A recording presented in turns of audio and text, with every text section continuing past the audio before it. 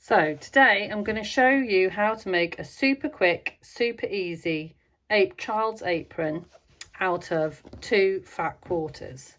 So you just need 2 coordinating fat quarters, and I have just trimmed mine just so that they match exactly, because obviously when your fat quarters come they might not be exactly the same, so you'll just want to trim them.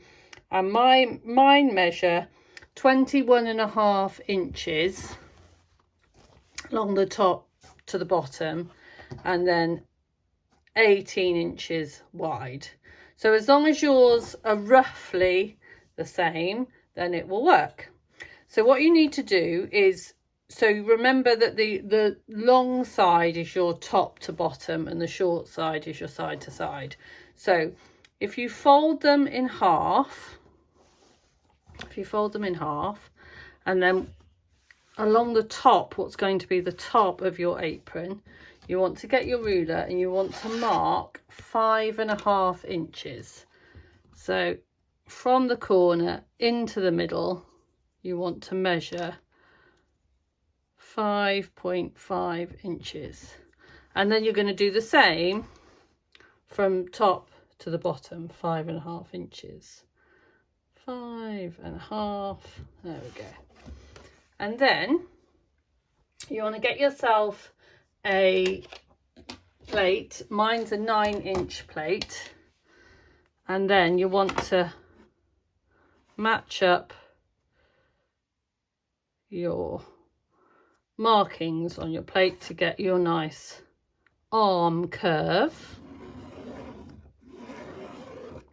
like that. So this piece you're going to cut out. So you're going to cut out this piece, and you're going to cut it out from both pieces, from your outer and your lining piece.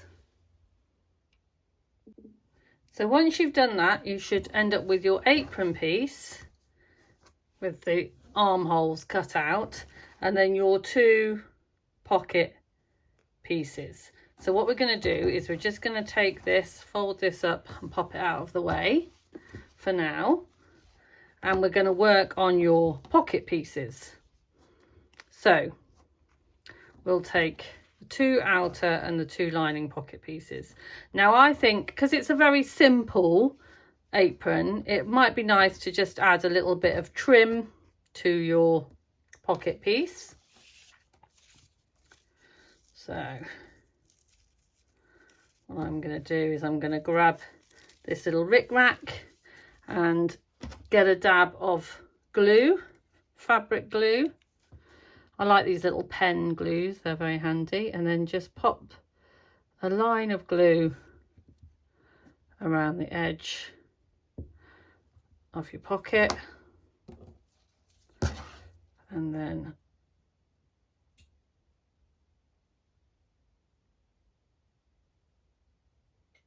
just stick that on all the way around the edge.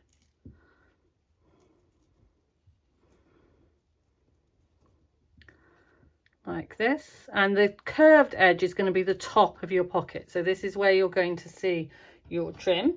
And do that for both pockets, and then once you've done that, you'll want to go to the sewing machine and baste that on.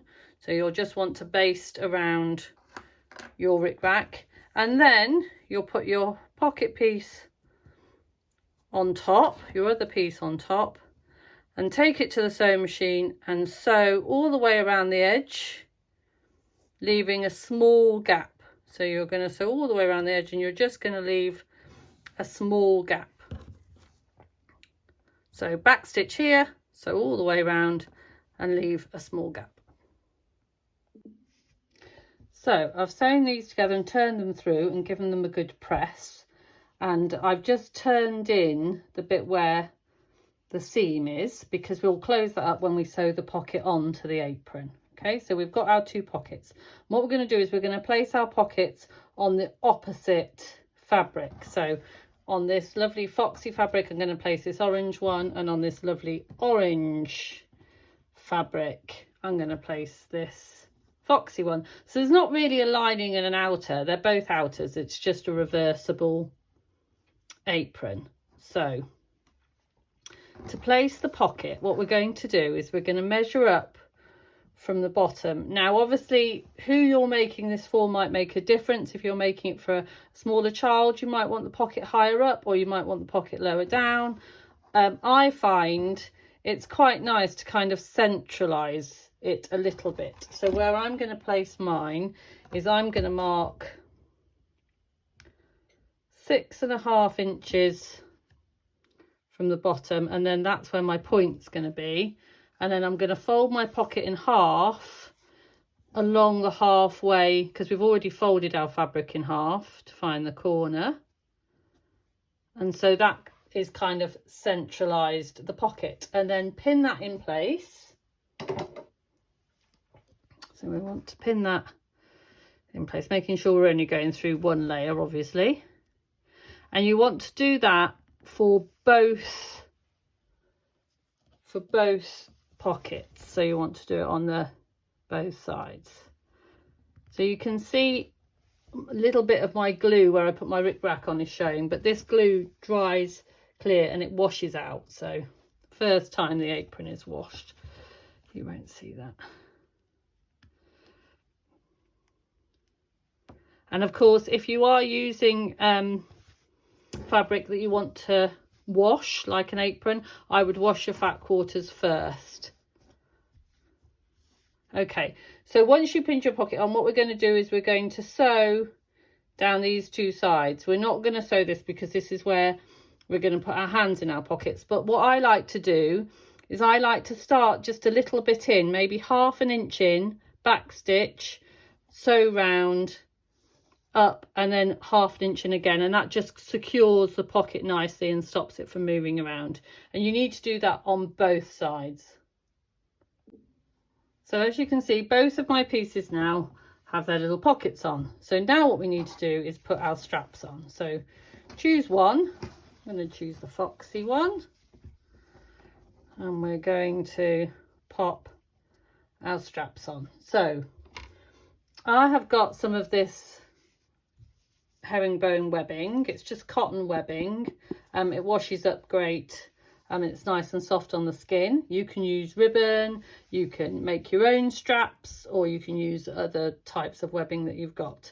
So for the neck strap, I've got between 15 and 16 inches for the neck strap, and for the two waistband straps, I've got between 20 and 22 inches each for each of those. And I find that that goes around most children's waists comfortably, and then this one goes around the neck with enough room to get it on and off.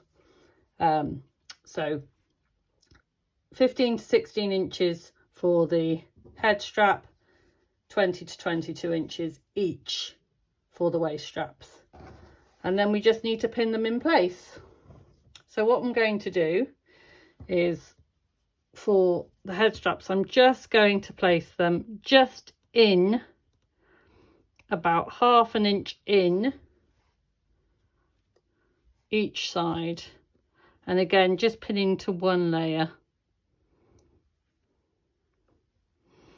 and then the same on the other. I'm just using the 1/2 inch mark on my cutting board, but you can measure with a ruler if you prefer, and pin those on. And then you can baste those on if you prefer to stop them moving around. And then the two waist strips. Now I find that the waist strips, I'll put those kind of about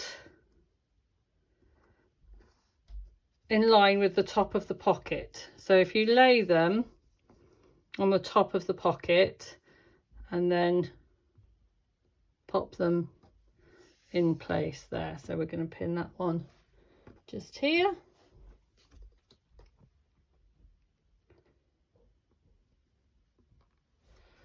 Fold that back over. In fact, you can perhaps pop it in the pocket so it doesn't get in the way when you sew. And then put the other one the other side and pin here.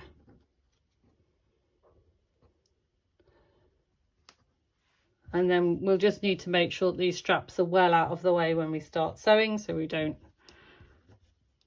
sew them onto anything that we shouldn't. And then you need to take your other apron piece and put it so it's right sides down on top. Make sure it's all lined up nicely.